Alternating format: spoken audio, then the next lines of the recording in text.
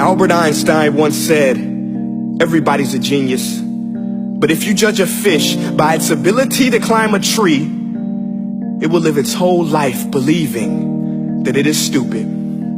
Ladies and gentlemen of the jury, today on trial we have modern day schooling. Glad you could come. Not only does he make fish climb trees, but also makes them climb down and do a 10-mile run. Tell me, school, are you proud of the things you've done? Turning millions of people into robots, do you find that fun? Do you realize how many kids relate to that fish swimming upstream in class, never finding their gifts, thinking they are stupid, believing they are useless? Well, the time has come, no more excuses. I call school to the stand and accuse him of killing creativity, individuality, and being intellectually abusive. He's an ancient institution that has outlived his usage. So, Your Honor, this concludes my opening statement, and if I may present the evidence of my case, I will prove it. Proceed. Exhibit A. Here's a modern day phone. Recognize it? Here's a phone from 150 years ago. Big difference, right? Stay with me. Here's a car from today, and here's a car from 150 years ago. Big difference, right? Well, get this. Here's a classroom of today, and here's a class we used 150 years ago. Now ain't that a shame? In literally more than a century, nothing has changed. Yet you claim to prepare students for the future? But with evidence like that, I must ask, do you prepare students for the future or the past?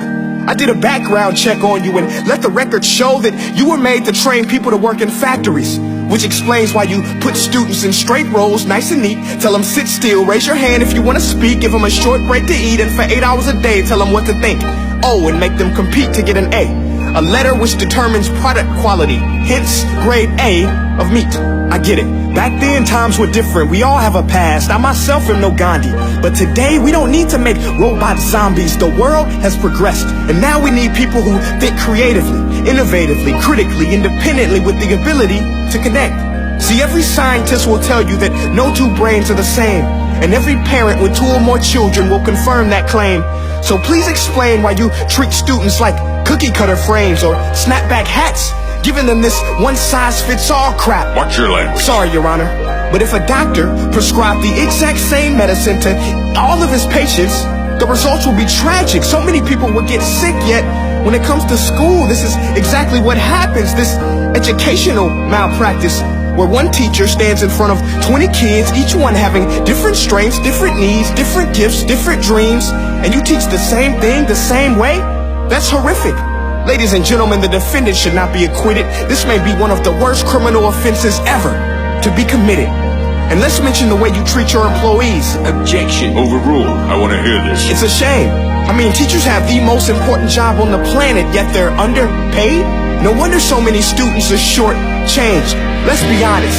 Teachers should earn just as much as doctors, because a doctor can do heart surgery and save the life of a kid. But a great teacher can reach the heart of that kid and allow him to truly live. See, teachers are heroes that often get blamed, but they're not the problem. They work in a system without many options or rights. Curriculums are created by policymakers, most of which have never taught a day in their life.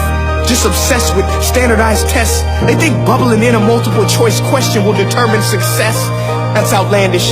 In fact, these tests are too cruel to be used and should be abandoned, but don't take my word for it.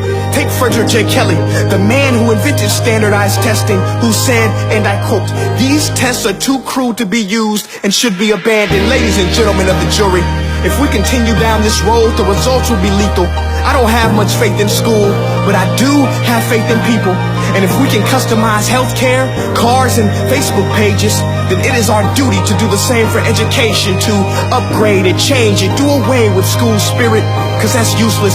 Unless we're working to bring the spirit out of each and every student, that should be our task.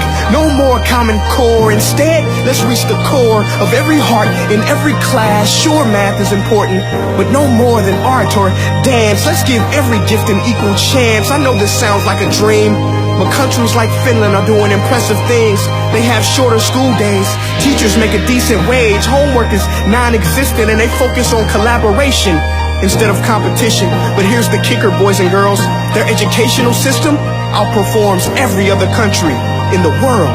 Other places like Singapore are succeeding rapidly. Schools like Montessori, programs like Khan Academy. There is no single solution, but let's get moving. Because while students may be 20% of our population, they are 100% of our future. So let's attend to their dreams, and there's no telling what we can achieve. This is a world in which I believe, a world where fish are no longer forced to climb trees. I'll rest my case.